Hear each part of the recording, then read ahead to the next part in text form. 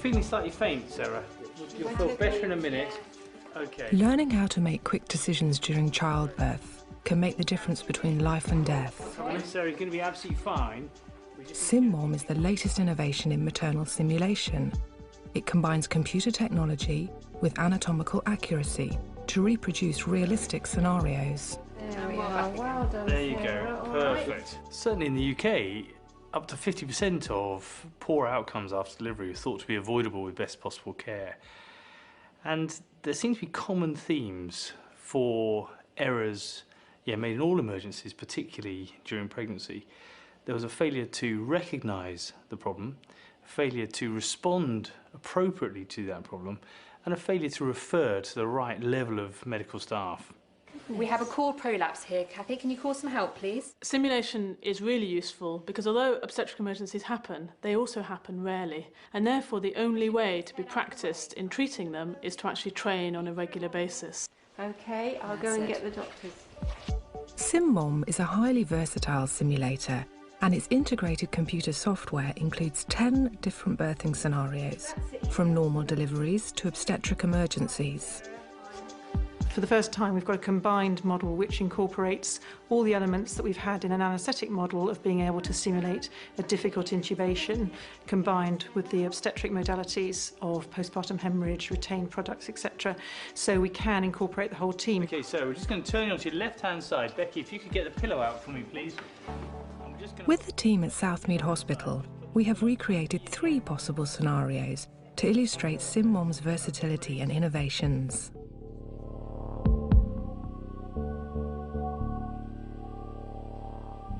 Postpartum hemorrhage, so bleeding after delivery of the baby, is a really, really important condition. Important both in the UK and also probably the #1 killer of mothers across the world. Well done there. There's a lovely baby there. Now then, we've just got to deliver the placenta now, OK? It can be dangerous, can be difficult to manage, and therefore using simulation can really provide a platform to streamline our care and improve our management to get the best possible outcomes. There's a little bit of blood loss here. Just have a little feel inside.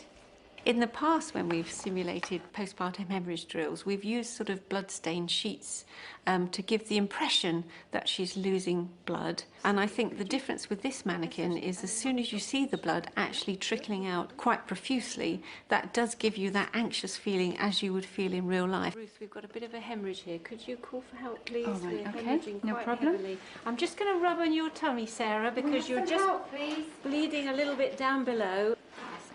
This is Sarah. Okay. She's had a normal delivery, Yeah. and she's having a PPH following delivery of the placenta. When your help arrives, it's very important that you state the problem straight away. So you need to clearly state that this is a postpartum hemorrhage so that everybody knows what the problem is. So we've got a postpartum hemorrhage. I'll get the PPH Can you box. get the PPH box? Can you put a line in, take some bloods and put some fluids up? Thank you. You need to be rubbing up the uterus and making the uterus contract down. So to actually on the mannequin be able to simulate that you're rubbing the uterus and feeling it go hard under your hand is a very useful thing. You're feeling slightly faint, Sarah. You'll feel better in a minute. Ruth will go around to theatre as soon as they're ready. Kathy, if you can keep a note of everything we've given. From the point of view of an anaesthetist, not only can we practice scenarios where we find it difficult to intubate our patient or to ventilate our patient, which are, of course, the nightmare anaesthetic scenarios, but we also get a visual indication of the physiological variables of the patient, their blood pressure, their pulse rate, the oxygen saturation of their blood, which is what we would have in reality for a patient in the operating theatre, and that makes the whole situation much more realistic for us. Has she had a dose of symptometrin? She's had 1 dose. So, Ruth, can you give a 2nd dose of symptometrin IM, please? The scenario can be changed depending on how the team are working with the mannequin, and actually you can change the scenarios to the patient getting better or getting worse depending on how the team are responding to the emergency. OK, Sarah, just pressing on your tummy. It does feel as if maybe a bit of the placenta hasn't been completely delivered. SimMom can also simulate a retained placenta lobe. That'd be great. This is the first model, I think, where we can actually train people to pass a hand into the uterus and take out the little tiny bit of placenta that's causing all the problems. OK. Got that little tiny bit of placenta. that's a really important technique here in the UK, but it's vitally important in the developing world in particular because it's such a easily treated cause of excessive bleeding that causes death so often. Come on, Sarah, you're nearly there now. Another innovation of SimMom is that the mother has fully articulated limbs, so can be used to replicate a range of birthing positions. Oh, well done, and there's your baby. This is also a vital function in our second scenario, cord prolapse.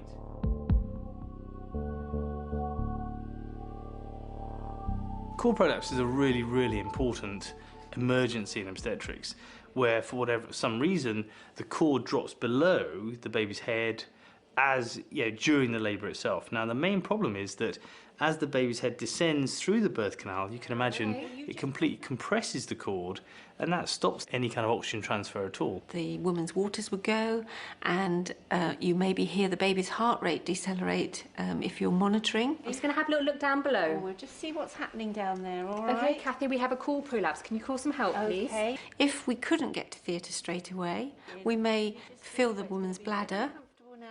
The model that we've used for the drill has been particularly good for that because you can actually fill the bladder, and that's something we talk about, but actually you do need to practice having a go at. Just put this pillow under your hip. We also need to get mums in particular positions that will also help to keep the presenting part off the cord, and that's particularly useful to practice because even if you have a home delivery where there was a cord prolapse, you would need to put the mother into that position to get her into hospital in the ambulance.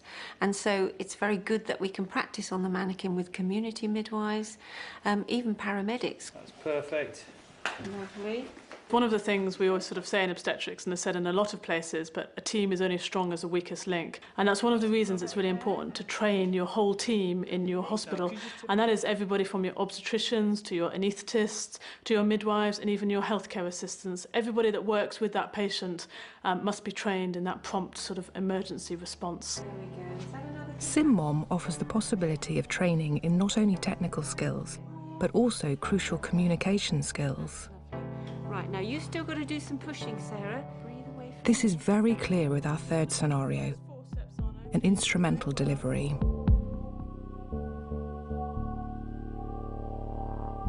It's not just pulling the baby out.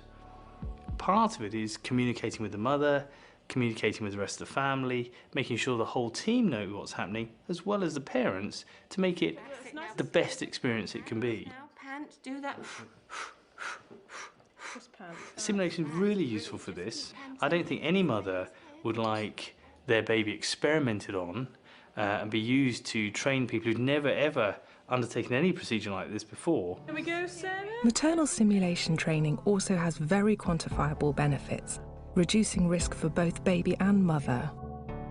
What we've managed to do is reduce the decision to delivery interval, so when someone makes a decision to perform delivery, to when the baby's actually delivered, from 23 minutes to 14. So in this department, by using simulation and simulators, we've been able to streamline care, practice what we're trying to do, to get the best possible outcomes for mothers and their babies.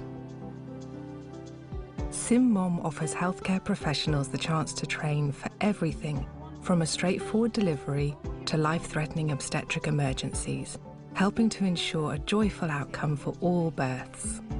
Oh, look, have a look at that. Oh, there we go. Right up with Mum there.